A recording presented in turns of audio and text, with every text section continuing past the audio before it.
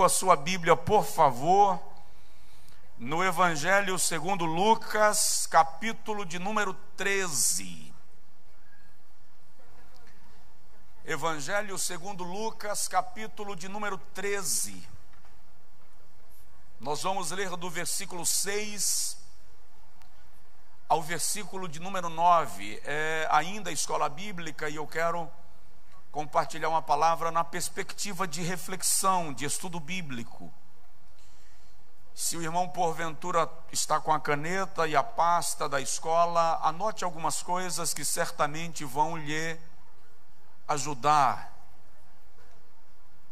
E nesta noite toda a igreja está reunida, então o que eu vou falar talvez lhe ajude a observar quando o seu líder, o seu pastor, estivesse sobrecarregando de coisas que Deus não colocou sobre ele.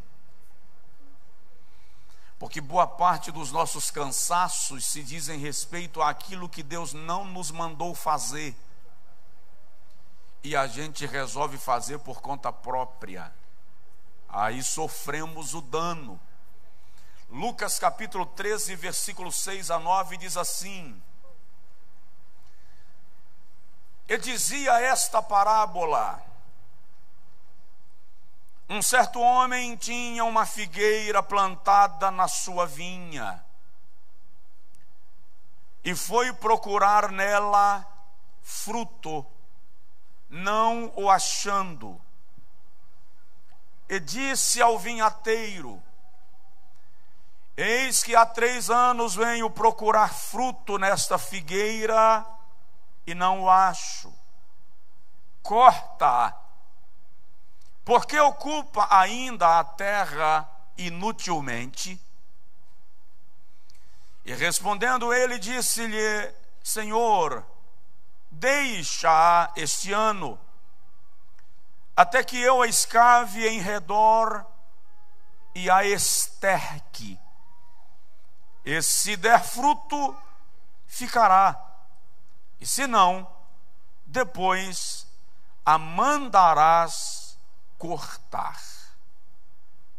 Diga amém.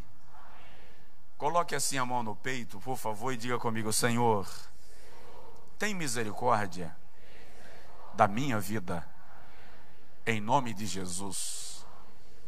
Amém. Amados, vinha na Bíblia fala da obra de Deus.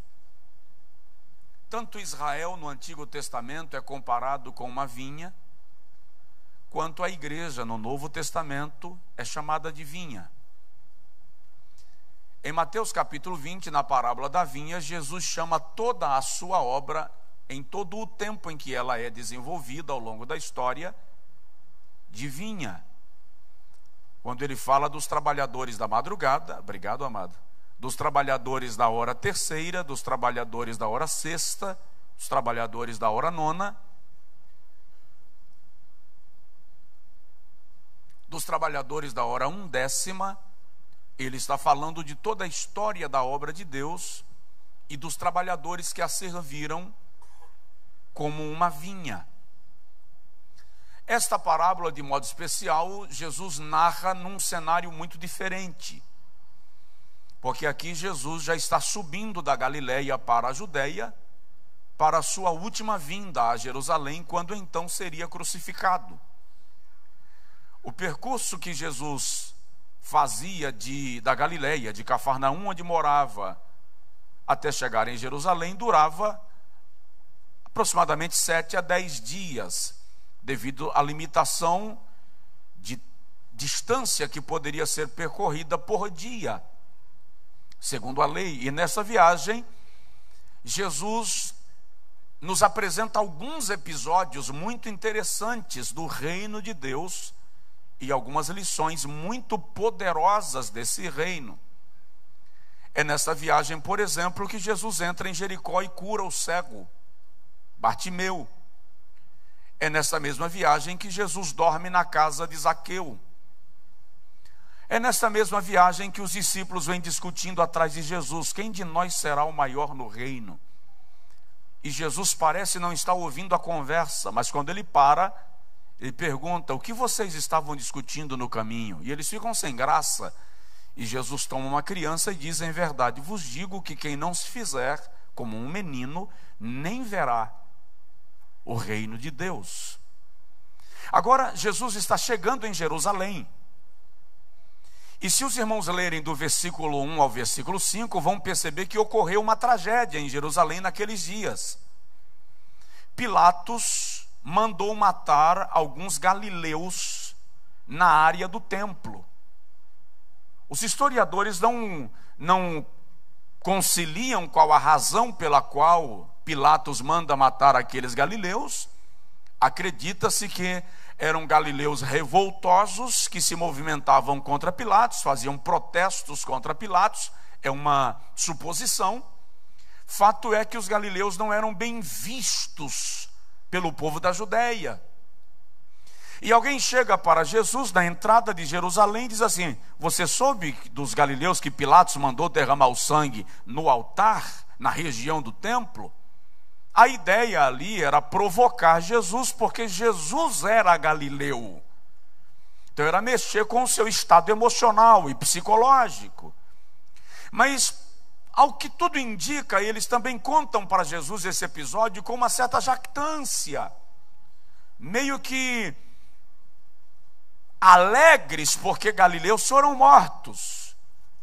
Galileus, afinal de contas, eram pecadores, eram marginalizados, e aí a mão pesou, Deus pesou sobre eles. Aí Jesus diz assim: vocês falam assim dos galileus, e o que dizer daqueles judeus que foram mortos quando caiu a torre de Siloé? Pensam vocês que os galileus eram mais pecadores do que esses judeus que morreram na torre de Siloé? Ou pensam vocês que os que morreram eram mais pecadores do que vocês que estão vivos? Aí Jesus começa a dar para eles uma lição e dizer mais ou menos o seguinte: antes de celebrar pela tragédia do outro, fica atento às tuas. Observa as tuas próprias tragédias antes de se ocupar das tragédias alheias. É nesse cenário que Jesus narra esta parábola da figueira infrutífera. Ele diz: um homem tinha uma vinha, e na vinha ele plantou uma figueira. Ora, não era comum, porque vinha é vinha, figueira é figueira. Então parece que ela é uma árvore de estimação. E o dono resolve plantá-la no meio da vinha para cuidar dela de maneira mais especial, para dar a ela um tratamento especial. Mas a figueira não frutifica. E aí é preciso lembrar que se o Senhor da vinha me deu terra, tratamento, zelo, e eu não frutifico, alguma coisa está errada, porque Ele nos chamou para frutificar. Se o meu ministério não frutifica, alguma coisa está fora do lugar. E é sobre isso que eu quero compartilhar nesta noite, falando rapidinho sobre ministérios disfuncionais. Todos que exercem o ministério, um cargo, uma função na igreja, ou na vida secular, pretendem produzir, frutificar. Então, se eu não frutifico, é porque Deus não está me abençoando? Não necessariamente. Eu posso não estar conectado com a bênção, com o propósito e com o projeto para o qual fui estabelecido. Disfuncionalidade diz-se respeito àquilo ou àquele que não cumpre o propósito para o qual foi estabelecido. Então, se a minha mão não cumpre o propósito para o qual ela existe no meu corpo, ela é disfuncional. Não funciona ou funciona de maneira errada. Se o meu ministério não cumpre o propósito para o qual eu fui estabelecido, é um ministério disfuncional. Alguma coisa está fora do lugar. E nesta parábola, a vinha se diz respeito à obra de Deus. A figueira está falando de alguém que está no centro da vinha e que precisa frutificar. O dono da vinha parece ser o próprio Deus, estabelecendo que aqueles que ele plantou, ele quer que frutifique. Provoca aí a pessoa do seu lado e diz para ele: Deus espera que você frutifique. E o vinhateiro parece ser o Espírito Santo cuidando da vinha, da igreja, e cuidando da figueira, para que ela não seja cortada.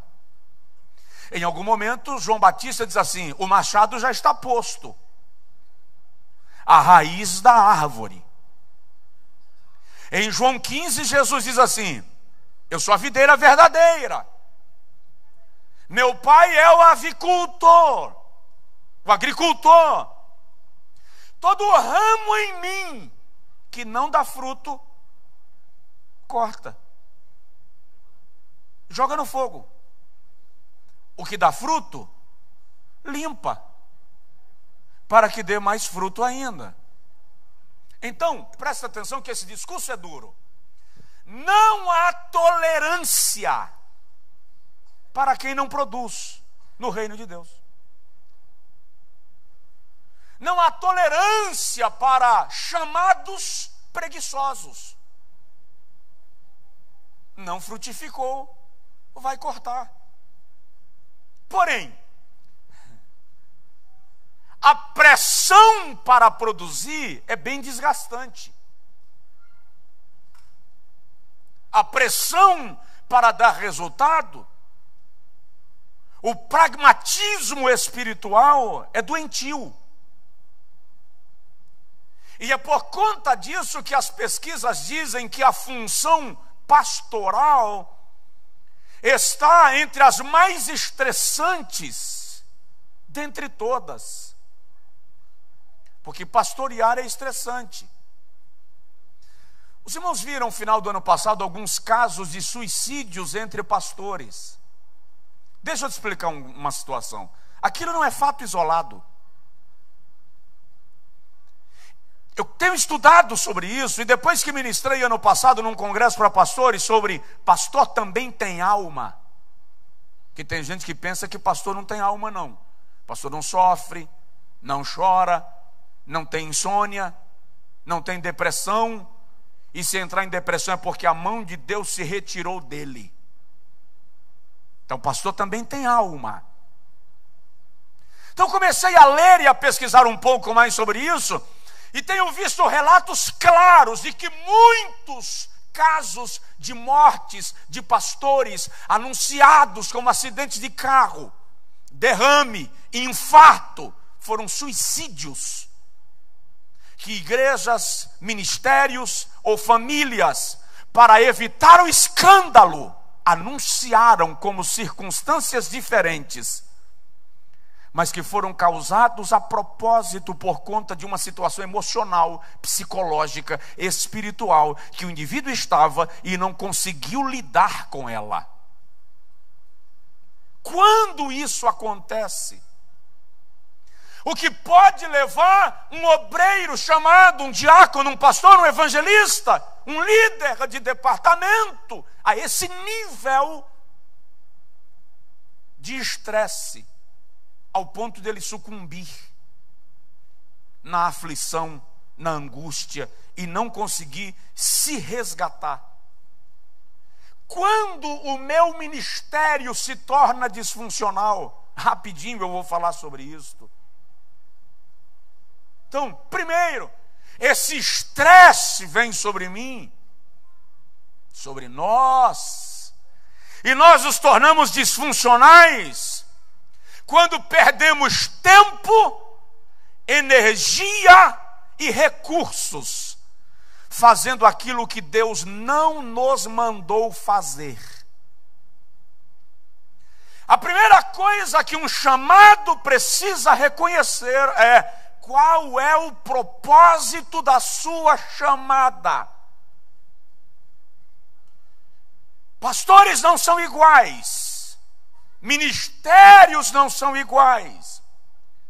Deus chama cada um para um propósito, um tempo e uma etapa da sua obra. Por isso Paulo diz: eu plantei, mas eu não reguei.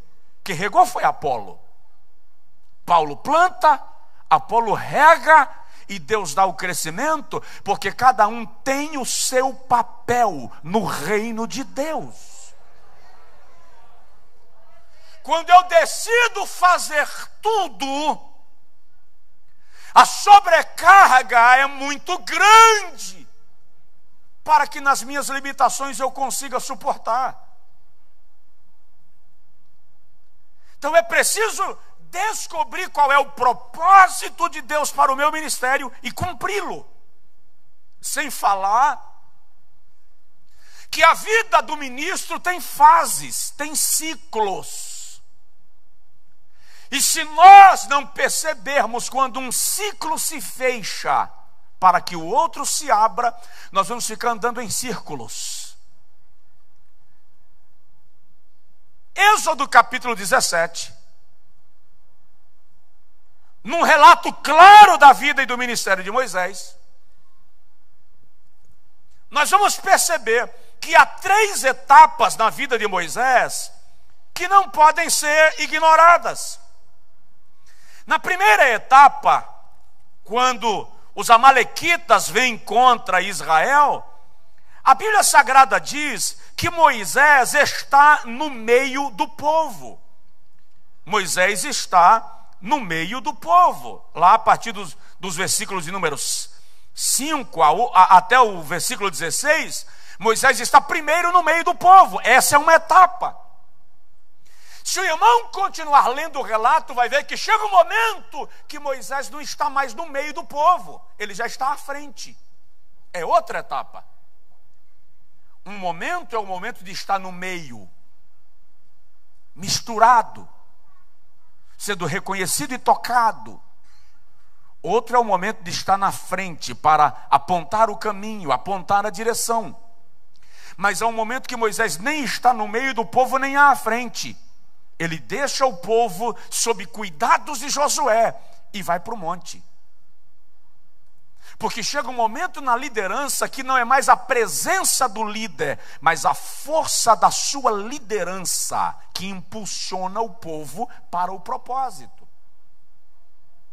Quando o líder não entende isso e ele toma muito tempo em algo que Deus não lhe determinou, ele sofre um desgaste violento e o pior, uma frustração que em alguns casos pode ser insuportável.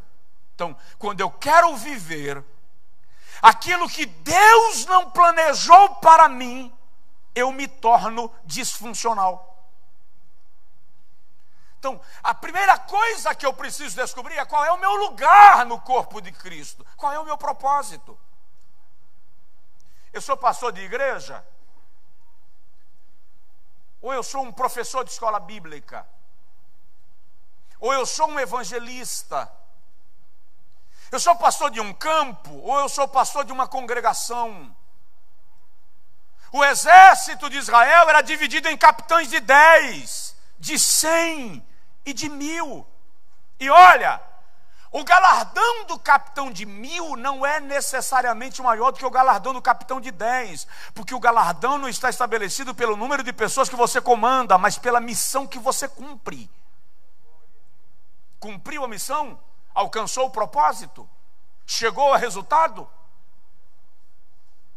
É preciso entender isso. Eu estava ouvindo um pastor outro dia, um pastor batista, e ele disse que estava num nível de estresse violento, desenvolvendo a ação pastoral e a função de psicólogo. E quando ele foi conversar com Deus por causa do estresse dele, Deus falou com ele assim: eu lhe permiti ser psicólogo, mas eu lhe chamei para ser pastor. E você não está cumprindo o propósito para o qual eu te chamei. Então Deus te permite ser engenheiro, advogado, médico, professor, mas qual é o propósito para o qual Ele te chamou? Cumpra esse propósito. Alguém consegue dizer amém? Então, às vezes o pastor toma tanto tempo construindo, e Deus olhando para ele diz assim: vem construir tua vida, vem construir tua alma, vem para o quarto da oração. Eu não te quero com a colher de pedreiro, eu te quero com a Bíblia. Eu não te quero lá com a enxada, eu te quero de joelhos. E o camarada lá porque ele precisa apresentar um templo novo e suntuoso. Afinal de contas, é isso que indica que a obra está crescendo. E Deus dizendo para ele: eu não lhe chamei para isso aqui. Olha Davi, vou construir um templo para Deus. E o detalhe, o profeta chegou lá e disse: faça que Deus é contigo. Disse ou não disse? E o que Davi queria construir? Um templo para Deus. Onde está o erro nisso? Nenhum. Quando o profeta chega em casa, o Senhor diz assim: volta, porque você falou com Davi em meu nome aquilo que eu não te mandei falar. Diga para ele que eu não quero um templo construído por ele. A missão dele é acabar com os inimigos de Israel, é organizar a nação. O sucessor dele constrói um templo, ele não, ele conquista território e consolida o reino. Cada um tem um propósito. Salomão não fez uma guerra. E eu já vi pregador dizendo que Salomão não fez guerra porque Davi era estressado e Salomão era um homem calmo. Me poupa.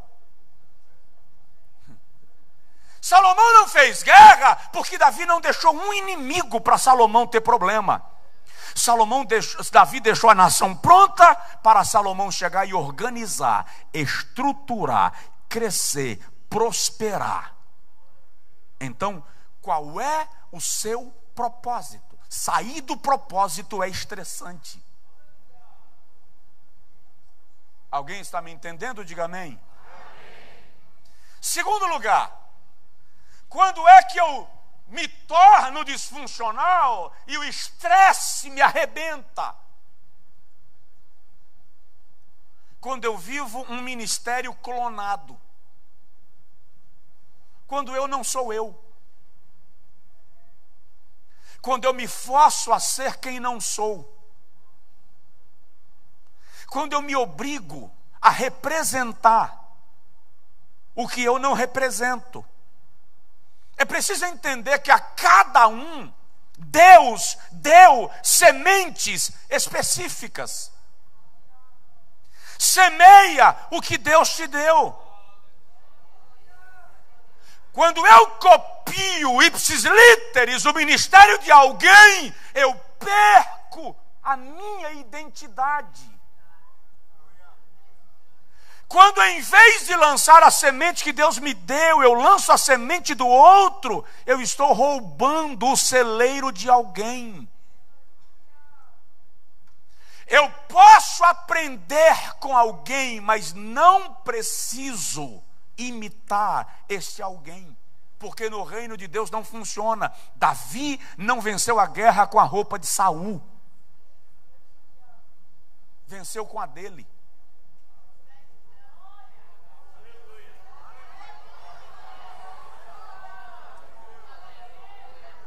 Você não vence guerra com armas alheias. Uma coisa é me inspirar em alguém, outra coisa é copiar alguém. Quando eu padeço da doença, da clonagem, eu mato a minha criatividade. É preciso saber lidar com isto. É preciso executar o que Deus te deu para fazer e acreditar no dom que Ele te confiou. Alguém consegue dizer amém? Amém. Seja você. Provoca aí seu vizinho e fala com ele: seja você. Mas eu não gosto de mim, pastor. Eu não gosto de mim. Outro dia alguém falou comigo: pastor, eu não me suporto. Então dá licença, porque se tu não te suportas, quem sou eu para ficar aqui? O padrão de amor que eu tenho para com o próximo é o amor que eu tenho por mim. Jesus diz: amarás ao teu próximo como a ti mesmo. Se eu me odeio, como é que eu vou amar alguém, gente? Consegue entender? Lembro agora de uma experiência de Morris Cerullo. Ele disse que terminou de pregar e chegou no hotel muito frustrado e muito chateado. E ele começou a orar e chorar muito. E ele disse que em dado momento o Senhor falou com ele: Morris, o que você tem? Você pregou agora para milhares de pessoas. Milhares delas se converteram. Qual é o seu problema? E ele falou com Deus: eu não gosto de ser Cerullo. Eu não gosto do jeito que eu prego. E ele disse que Deus falou com ele: e quem você gostaria de ser? Ele disse: eu gostaria de ser Abraão, o pai da fé, o teu amigo. E ele disse que Deus perguntou para ele assim: se 4 homens chegarem na tua porta agora e te disserem assim: Morris, nós viemos buscar a tua mulher porque nós queremos que ela seja nossa, você deixa ela aí? Ele disse que falou com Deus: só se me matarem primeiro. Deus falou com ele: então você não presta para ser Abraão. Ele entregou Sara para poupar a sua própria vida. Ele disse que ficou parado, sem graça, sem entender que a gente lê isso todo dia, mas não pesa o quanto isso é sério. Revela a fragilidade humana. Aí Deus falou com ele: tem mais alguém que você queria ser? Ele disse: eu queria ser Davi. O homem que quando tocava até demônio ia embora. Aí Deus perguntou para ele: você tem coragem de matar um homem para ficar com a mulher dele? Ele disse: Senhor, o senhor sabe que eu não mato nem mosca. O Senhor falou com ele: você não está à altura de Davi. Ele mandou, arquitetou a morte de Urias para ficar com Batseba. Não serve para você. Tem mais alguém? E ele disse a Deus: me deixa ser Moisés, o homem que falava contigo tete a tete. O rosto resplandecia, o mar abriu. E o Senhor perguntou para ele: Morris, se você falar comigo face a face, se diante de você o mar se abrir e eu te der uma ordem, você será capaz de me desobedecer? Ele disse: Senhor, se o Senhor falar comigo face a face, se o Senhor abrir o mar na minha frente, eu nunca te desobedeço. Deus falou com ele: você não está no nível de Moisés. Eu mandei ele tocar na rocha e ele a feriu. Então você não serve para ser Abraão, você não serve para ser Davi, e você não serve para ser Moisés. Tem mais alguém que você quer ser? Ele disse que começou a chorar como uma criança desconsolada. Enquanto ele chorava, o Senhor disse para ele assim: Morris, entende uma coisa, não era Abraão, não era Davi, nem era Moisés, era a minha presença com eles que fazia aquelas proezas e milagres. Dá para dar um glória a Deus com força, extraordinário. Então, não queira ser quem Deus não lhe chamou para ser. David Young Cho diz que um dia ele orou e disse: Deus, eu não gosto de pregar assim, eu quero pregar como Billy Graham. E Deus falou com ele: Paul, eu não preciso de 2 Billy Grahams, eu só preciso de um. Assim como eu preciso de um Paul Young Cho, seja você. Não quer falar a verdade? Eu amaria pregar como os pregadores pentecostais. Eu sou pentecostal, tá? Mas tem um amigo meu que diz que eu sou um tradicional disfarçado na Assembleia de Deus. Mas eu gostaria de pregar com os pentecostais, que faz pirueta, carrinho, um povo.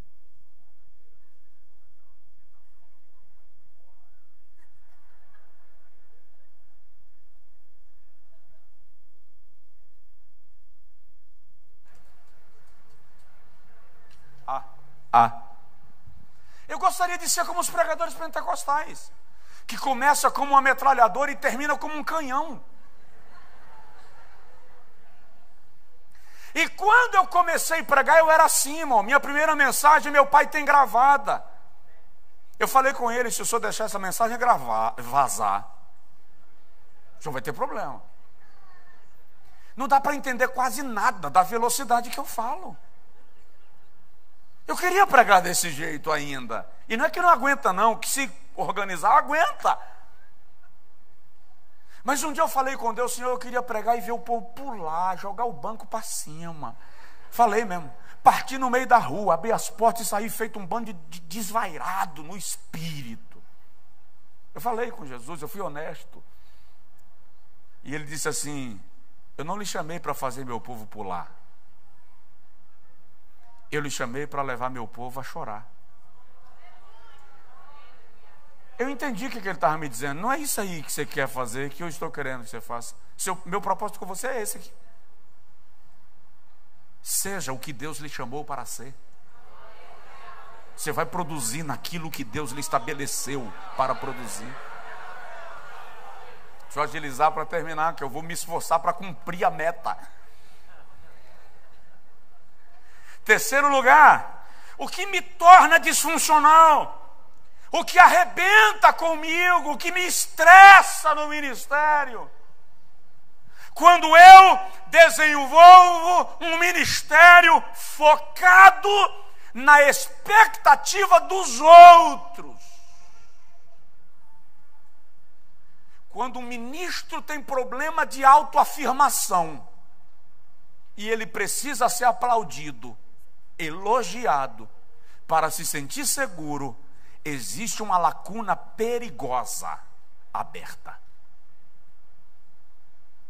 Quando ele termina de pregar e se não receber um elogio, ele fica depressivo, angustiado, tem uma margem muito grande para o diabo atuar contra ele e levá-lo a um fracasso daqui para ali. Lembro agora de um pastor que era um grande expositor do brasileiro, e ele dependia, ele já dorme no Senhor, ele diz que quando ele pregava, ele precisava, quando chegava em casa, que a mulher dissesse para ele, meu filho, como Deus te usou hoje. Se ela não dissesse isso, ele não conseguia dormir. E um dia ela esqueceu. E ela foi dormir, e ele ficou caminhando da sala para a cozinha, da cozinha para a biblioteca, subia, descia, ia no jardim, andava no quintal, e a mulher veio, você não vai dormir, homem? Não, eu estou sem sono. E ela não lembrou do bendito do elogio. E ele ajoelhou e orou, e nem o elogio do Espírito Santo servia, tinha que ser o elogio de alguém que estava lá, sentado fisicamente. E ela voltou, você não vai dormir? Não, estou sem sono, eu vou ler um material aqui e tal. Lá para as tantas da madrugada o telefone toca. Quando o telefone tocou, ele disse que uma mulher com a voz sedosa, macia, disse, pastor, como Deus lhe usou hoje à noite. Aí a alma... E ela começou a elogiar o ministério dele. Daqui a pouco ela começou a elogiá-lo como homem. Até que em dado momento, o Espírito Santo mostrou para ele que ele estava caindo numa armadilha ardilosa do diabo. E ele disse assim, minha irmã, como é seu nome? A irmã disse assim, você não me conhece. Ele disse, conheço, eu lembro de você. Ela falou, você lembra de mim? Lembro, você está lá em todo culto. Isso não. Eu sei quem é você. E ela perguntou, e como é que você sabe quem eu sou? Eu disse, porque você já estava no Éden. Serpente.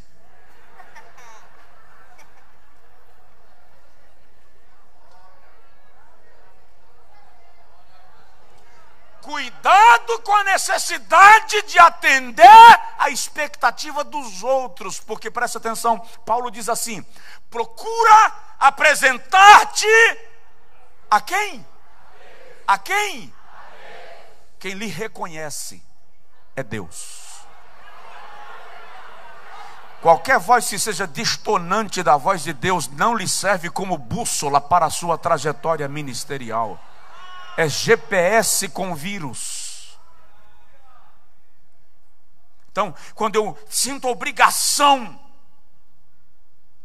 de atender a expectativa do outro, quando eu subo no púlpito tendo que dar resultados porque me deram uma tabela, eu me torno disfuncional. Alguém me perguntou um dia como é que você mora em Feira de Santana. Primeiro, é Brasil. Falou bem assim? É Brasil. Segundo, é Nordeste. Terceiro, é interior da Bahia. Você tem que vir embora para São Paulo, para o Rio. São Paulo é vitrine. Rio é vitrine. Bahia, no interior. Isso é verdade. Concordo com você plenamente. Só não concordo com a ideia da vitrine, porque eu não sou mercadoria. E preciso entender que enquanto Deus me quiser estabelecido aqui, é aqui que eu tenho que atar meu facho e armar minha barraca. Então você precisa entender isso de Deus para a sua vida. Para de viver, para atender a expectativa dos outros. Vamos terminar? Vocês fizeram um acordo com o pastor. Diz que manda quem pode e obedece quem tem juízo. Só mais duas coisinhas e a gente encerra. Quando o ministério se torna infrutífero,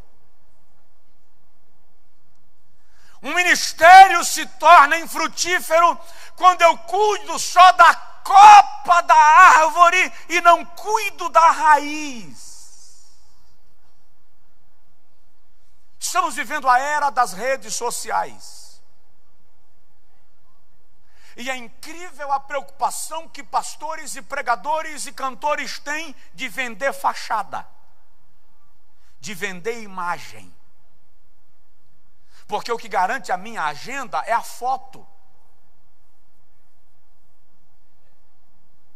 Então eu preciso pousar mostrando a marca do meu tênis, a marca do meu relógio. Eu preciso vender a imagem da pungência. Não há discrição mais. Não há reserva. As pessoas não se reservam. É incrível. O camarada vai viajar e posta a foto do cartão de embarque. Vai para o restaurante com a família e tira a foto do prato na mesa, porque ele tem que vender a imagem de tudo bem.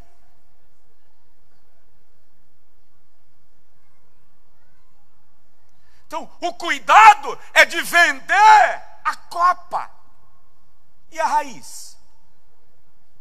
A Receita Federal, este ano, treinou algumas centenas de auditores para conferir as declarações de imposto de renda de alguns brasileiros em comparação com as suas postagens nas redes sociais. Que o cara declara 10, mas compra carro de $500 mil. Declara 5 e faz 2 cruzeiros por ano. Então eles estão confrontando essas informações. Porque as pessoas hoje não conseguem ser sem vender. Elas têm que chegar se apresentando com...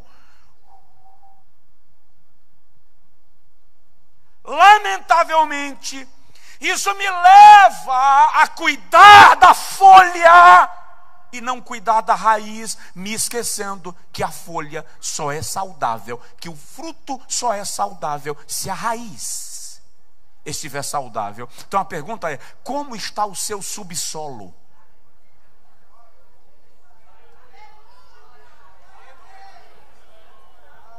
Como está o subsolo? Ei, como está aquela área que ninguém vê? Porque a área que todo mundo vê está linda. E a área que ninguém vê? O que sustenta uma casa não é o telhado, é o alicerce. Ninguém vê o alicerce.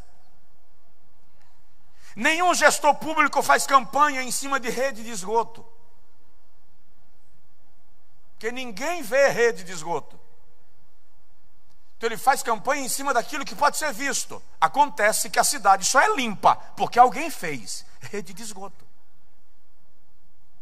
E se essa coisa entupir, e todos os dejetos da cidade subirem, você vai ver o quanto rede de esgoto é importante. Como é que está a rede de esgoto?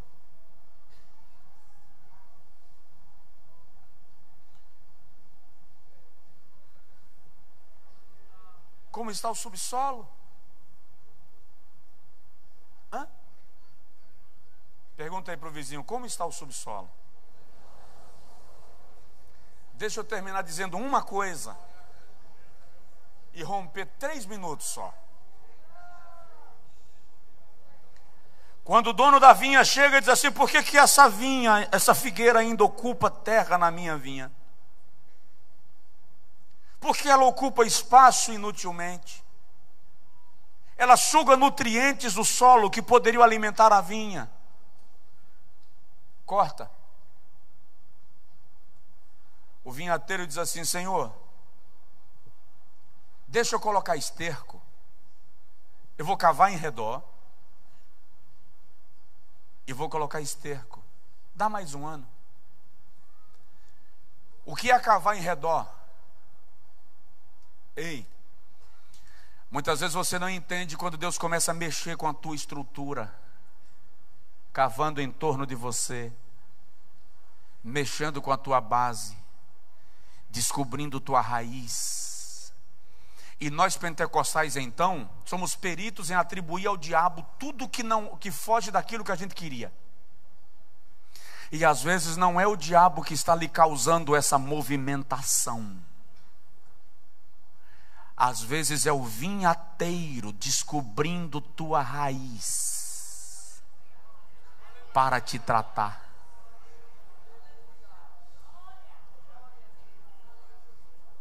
Aleluia. Nem toda tempestade na vida é o diabo que está causando. Deus pode estar mexendo com a sua base para tratar do problema na área que ninguém vê. E depois que ele mexe com a tua base, ele coloca o que lá para a figueira frutificar? Esterco. O que é esterco? Cocô. Fezes. Coisa ruim. Ei, aprende a fazer das coisas ruins do teu ministério vitaminas para te fazer frutificar. Decepção, frustração, traição, abandono, incompreensão é esterco. Ele serve para alguma coisa, lhe robustece, alimenta a raiz, trata você no íntimo, mexe com o caráter, cuida da sua natureza. Choreba, chorianto da maia. Fica de pé, por favor.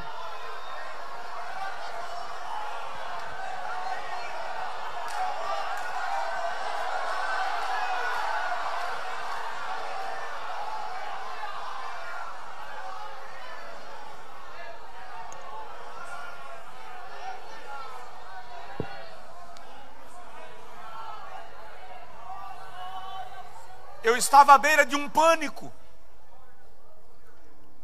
Sintomas claros de depressão. É terrível quando simplesmente um grupo diz assim: sentimos de Deus que nosso tempo terminou. E vão embora. E você vê a igreja cheia esvaziar. E o detalhe, todo mundo sentiu de Deus. Ninguém consegue ser coerente e não atribuir a Deus uma decisão pessoal. Eu estava ficando doido. E me recolhi e fui orar, desesperado. Chorar muito. E um dia caminhando na beira do lago, chorando, reclamando com Deus das minhas mazelas e dos estercos. O Senhor falou comigo assim: Josué, Sabe quem você é? Você não é um pastor. Você é um motorista de ônibus urbano. Eu disse, como assim, senhor? Você chega no ponto de partida, entra no ônibus, abre a porta e espera os passageiros chegarem. Você não pergunta para onde eles vão. Quando dá a sua hora, você funciona o ônibus e sai do lugar. E no meio do caminho, de vez em quando alguém vai apertar o botão, você vai parar e ele vai descer. E não é da sua conta porque ele vai descer. Apenas preste atenção que quando um desce, outro sobe. E você continua a viagem. Sua obrigação não é manter os passageiros no ônibus. Sua obrigação é chegar ao final de linha sem acidente.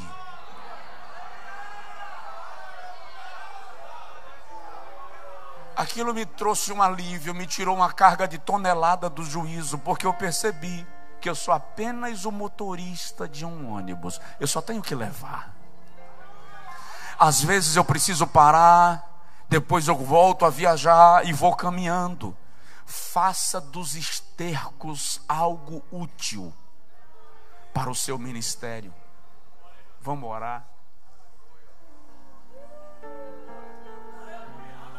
Nem tudo de ruim é de todo ruim. Deus sabe reutilizar cada situação para o crescimento da nossa vida nele. Não se traumatize, não se martirize, não adoeça, não fique sem dormir, não alimente decepção, não alimente frustração, não pergunte a Deus o que eu fiz, onde eu errei, por quê. Para de perguntar, caminha, dirige o ônibus, vai até o final de linha.